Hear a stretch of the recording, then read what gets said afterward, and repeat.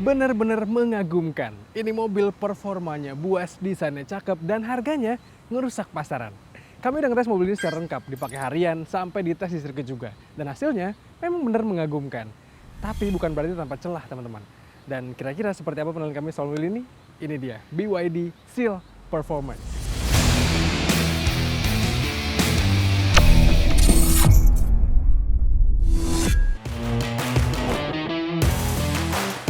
Kedatangan BYD di Indonesia memang seru untuk disimak. Mereka datang dengan 3 mobil listrik sekaligus, dan ini adalah lini paling top yang saat ini mereka punya, BYD Seal Performance. Di kelasnya, dengan harga jualnya, spesifikasinya, hingga model bodinya, BYD Seal praktis menantang langsung Hyundai Ioniq 6 dan Kia EV6 GT Line. Tapi secara harga, rasanya harga jual BYD Seal ini agak nggak masuk akal. Gimana enggak, BYD menjual Seal Performance ini dengan harga 719 juta rupiah. Dan itu adalah harga yang benar-benar menarik, teman-teman. Bahkan kalau kalian pengen beli yang tipe lainnya, yang non all-wheel drive, harganya lebih murah.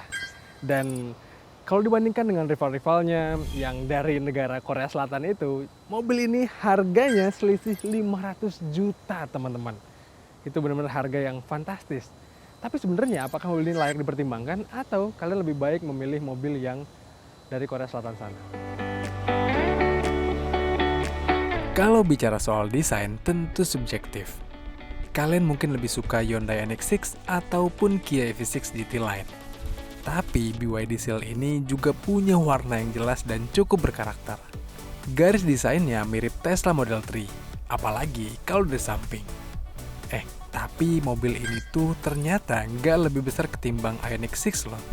Wheelbase-nya lebih pendek dan ukuran rodanya pun juga lebih kecil ketimbang Ioniq 6 dan EV6 GT Line. Desain BYD Seal ini secara umum kelihatan modern, elegan, dan mau masukin unsur aerodinamisnya.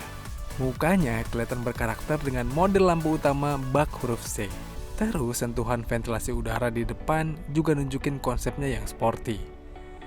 Cuma menurut kami model diffuser belakangnya ini agak terlalu garang, kurang pas sama desainnya yang masih mau main elegan. Gimana? Kalian lebih suka desain mana, teman-teman, dari luar? Desain Ioniq 6 atau Kia EV6 GT Line atau Seal ini? Kalau saya sih lebih suka desain BYD Seal ini dari depan, tapi belakangnya saya lebih suka desainnya Ioniq 6, lebih berkonsep gitu.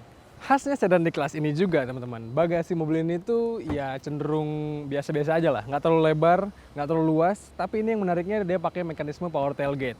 Dan ya jadinya buka tutupnya gampang lah, teman-teman. Selain bisa dipencet, bisa juga dari kuncinya.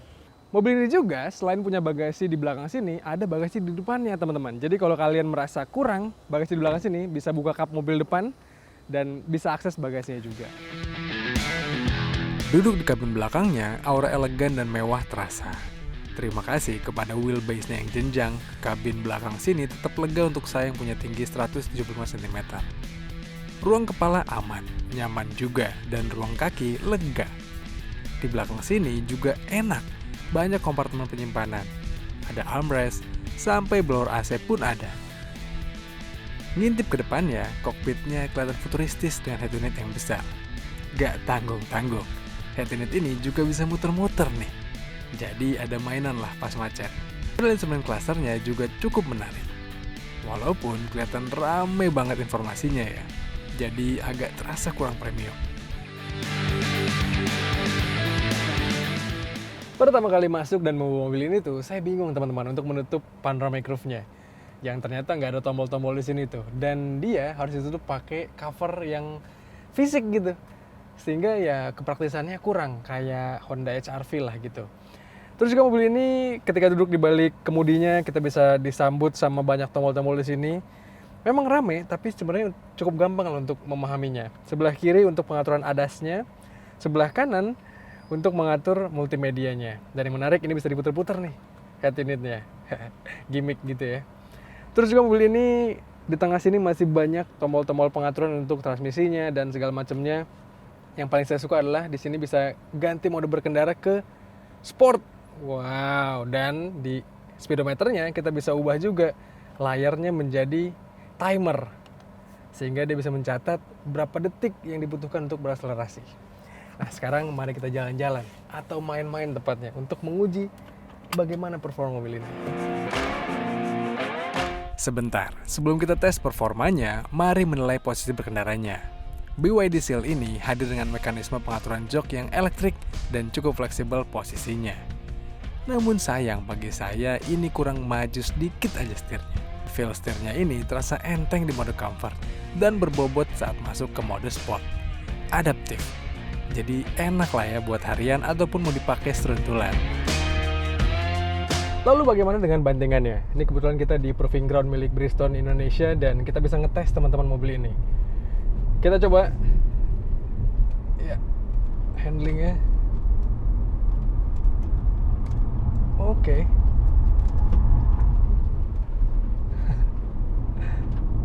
Iya, secara umum teman-teman, mobil ini tuh bantingannya masih agak kerasa medium nih. Masih ada empuknya yang terasa, walaupun untuk mobil yang harusnya performance gitu ya, harusnya bisa dibuat lebih kaku lagi sih. Tapi rasanya BYD ingin bermain aman, karena ya pemilik mobil ini pasti banyak yang menggunakan untuk harian. Sehingga set suspensi yang karakternya agak medium kayak gini, lebih tepat nih. Tapi kalau menurut kami sih, kalau bisa diatur lebih adaptif ketika pakai mode sport gitu ya, dibuat suspensi lebih keras, akan lebih menyenangkan nih mobil ini.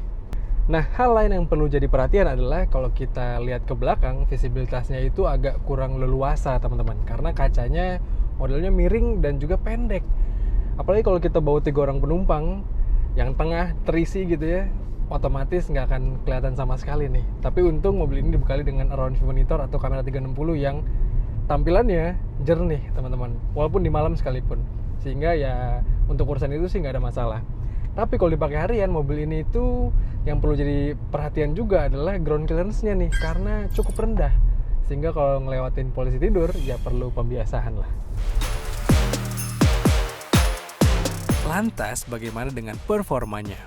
Apakah benar mobil ini bisa melesat dari 0 ke 100 km per jam dalam waktu 3,8 detik? Sebelum ngetes akselerasinya, kita perlu kulik dulu spesifikasi motor listriknya. BYD Seal ini pakai motor listrik ganda di depan dan belakang, sehingga konfigurasinya jadi all-wheel drive. Tenaganya tembus 523 horsepower dan torsi 630 Nm. Jelas itu angka yang tidak bisa dianggap remeh, karena kalau kita bandingkan dengan iONIQ 6 atau EV6 GT Line, dengan motor listrik gandanya pun belum bisa menyaingi spesifikasi BYD Seal ini. Iya teman-teman, klaim 3,8 detik itu memang bukan angka yang main-main. Dan kita penasaran, kita tes langsung di ini Proving Ground milik Bridgestone Indonesia supaya tempatnya aman gitu ya. Dan kita sekarang coba pakai mode normal dulu nih. Kita ganti ke timernya. Oh, harus sport ternyata. Oke. Kita pilih sport. Oke. Lalu kita masuk ke timer. Dan kita geber ini, by the way, AC-nya nyala dan saya tidak mematikan traction control. Langsung kita geber aja ya. Kita coba 3, 2, 1, go.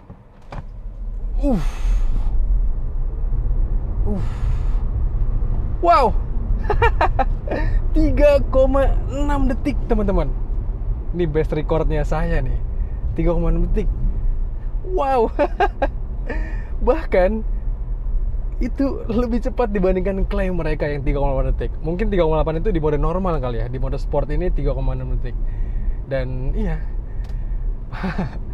angka yang sangat luar biasa. Kalau kita bandingkan dengan kompetitornya, nggak ada teman-teman yang menyentuh angka segitu. Ya Kia EV6 kalau yang GT sih mungkin bisa lah ya angka segitu. Karena kalau Indonesia yang benar-benar menantang langsung mobil ini dengan harganya yang sama, Kia EV6 GT Line itu iya masih sama kayak iONIQ 6 angkanya. Akselerasinya itu nggak terlalu gimana-gimana gitu. Sementara mobil ini luar biasa mengagumkan. Dan ya memang secara umum kita sadari kalau dipakai seharian, dipakai di perkotaan, apalagi kalau kalian di ibu kota yang jalanannya padat gitu ya, memang figur tenaga, figur akselerasi yang sekencang ini tuh kadang-kadang nggak dibutuhkan teman-teman. Apalagi ya tenaga di atas 500 HP itu cenderung kelebihan lah untuk dipakai sehari-hari. Tapi kalau kalian punya mobil ini dan di jalan kalian nemu mobil ini, ya jangan anggap remeh teman-teman. Karena walaupun tampilannya low profile gitu ya, tapi ini buas dalamnya. Dan kalau kita ngomongin karakter penyaluran tenaganya, ya tadi kalian lihat sendiri di mode sport luar biasa instan teman-teman.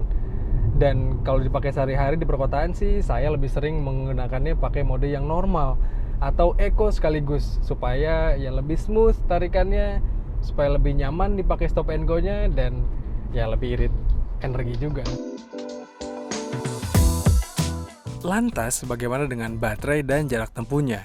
Tentu embel-embel performance bikin kita agak was-was, takut baterainya cepat habis. Tapi kenyataannya enggak. BYD membekali sel ini dengan baterai berkapasitas 82,56 kWh dan jarak tempuhnya diklaim bisa sampai 580 km dalam satu kali ngecas penuh. Secara baterai jelas BYD Seal Performance ini lebih baik ketimbang Ioniq 6 ataupun EV6 GT Line. Kita berhenti dulu main-mainnya karena mobil listrik itu memang semakin sering digeber, semakin kita pain di rute tol gitu ya, yang biasanya kecepatan tinggi, makin membuat baterainya cepat habis teman-teman. Tapi rasanya nggak perlu khawatir karena mobil ini udah pakai casan yang support ke DC charging juga. Dan portnya pakai CCS 2 sehingga ya cenderung lebih banyak lah, lebih masif di pasar Indonesia saat ini. Tapi ngomongin fast charging teman-teman, mobil ini tuh sayang, rate maksimal DC chargingnya hanya 150 kW.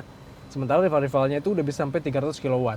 Jadi kalau kalian nemu di jalan ada SPKLU yang bisa support ultra fast charging 200 kW, ya mobil ini nggak bisa menuhin rate maksimalnya. Selain itu, yang agak ngeselin dari mobil ini tuh ya pengaturannya kurang intuitif teman-teman. Atau lebih tepatnya kita kurang terbiasa aja dengan mekanisme pengaturan yang dipindahkan semua ke head unitnya ini. Kayak Tesla gitu ya. Tapi fitur-fitur yang rasanya fundamental kayaknya sih lebih mending ada di tombol-tombol sini nih. Kayak matiin auto hold, terus juga matiin regenerative braking atau memilih mode regenerative braking, terus juga memilih traction control. Sampai pengaturan AC-nya pun di mobil ini tuh ya harus mainkan dari head unitnya, sehingga menurut kami sih perlu pembiasaan. Memang kekurangan dari mobil ini terasa sangat minor. Tidak ada hal yang sangat mengganggu sampai-sampai bikin penilaiannya drop. Enggak, BYD Seal ini memang mengagumkan. Apalagi dengan harga jualnya yang hanya 700 jutaan. Kalau ditanya apakah mobil ini layak dibeli, jelas dengan dapur pacunya, jarak tempuhnya, sampai fiturnya yang lengkap, BYD Seal Performance layak sekali dibeli. Namun, kalau kalian mau menabung 90 juta, BYD Seal Premium pun layak dipertimbangkan. Toh rasanya motor listrik ganda, tenaganya lebih dari 500 HP, dan akselerasi 3,8 detik itu nggak selalu kita pakai dalam keseharian, ya kan?